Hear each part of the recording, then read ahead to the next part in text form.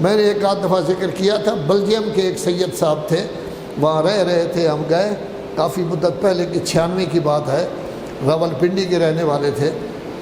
بعد میں آنا جانا رہا، وہ کہنے لگا جی میرا بیٹا نماز بھی نہیں پڑھتا، میرا بیٹا ماتم بھی نہیں کرتا، میرا بیٹا مجلس میں بھی نہیں بیٹھتا، اگر وہ آتا ہے میں لے آتا ہوں تو وہ مطبخ میں پھرتا رہتا ہے، باورچی خانہ میں کھانا پینا، لیکن وہ مجلس میں نہیں آتا، ماتم نہیں کرتا، کچھ نہیں کرتا۔ ایک دفعہ اس نے اپنے بیٹے کو بٹھا کر کہنے لگا، سمجھایا آپ کا نانا ایسا تھا، آپ کا دادا ایسا تھا، خیر سمجھاتا رہا، لمبا نہ کروں میں۔ تو میں نے کہا کہ آپ چاہتے ہیں میں نانے دادے جیسا ہو جاؤں؟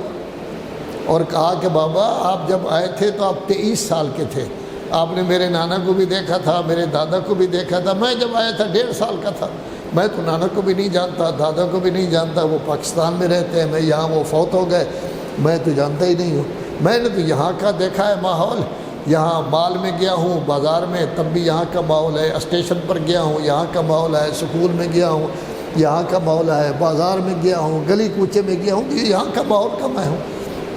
اور پھر وہ کہنے لگا کہ بابا میرا کمرہ اور آپ کا کمرہ روم اکٹھے ہیں، کیا کبھی آپ میرے کمرے میں آئے ہیں؟ کیا کہ دیکھیں کہ میرے کمرے میں کوئی اچھی چیز پڑی ہوئی ہے غلط؟ کیا کبھی اپنے کمرے میں لے گئے ہیں آپ مجھے کہ میں دیکھوں وہاں قرآن مجید بھی ہے، قرآن مجید بھی ہے، مفاتی بھی ہے؟ آپ مجھے کبھی نہیں لے گئے۔ ہمارا اور آپ کا اکٹھ صبح تو نہیں ہوتا، ہر آدمی خود ناشتہ کرتا ہے، اپنے کام کے لیے چلے جاتا ہے، دوپہر کو ہم باہر ہوتے ہیں، صرف شام کو جب ہم فارغ ہو کر سکولوں سے آتے ہیں، نوکری سے آتے ہیں، اکٹھے ہوتے ہیں، یہ گھنٹہ 2 گھنٹے ہوتے ہیں، ہم بیٹھ کر اکٹھا کھانا کھاتے ہیں۔ کبھی دینی بات ہوئی؟ اس میں یہ ہوتا ہے گوشت کیسا پکا ہے، ہڈیاں کیسی ہیں، آیا گلا بھی ہے یعنی شوربہ کیسا ہے، یہ باتیں ہوتی ہیں۔ کبھی کوئی دینی بات ہمارے گھر میں ہوئی ہے؟ جب ہماری تربیت ہی آپ نے نہیں کی تو کیسے آپ کہتے ہیں کہ میں اچھا بن جاؤں؟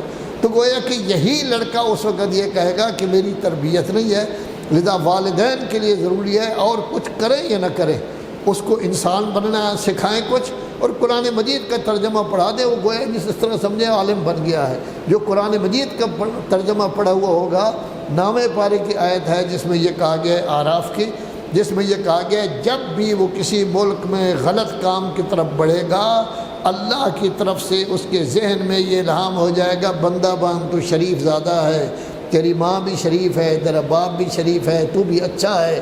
قرآن مجید کا ترجمہ فَإِذَا هُمْ تَذَكَّرُونَ فَإِذَا هُمْ مُبْصِرُونَ، فوراً بابصیرت ہو جائے گا، غلطی سے بچ جائے گا۔ لیکن یہ اس وقت ہے جب آپ اس کو ترجمہ قرآن پڑھا دیں گے۔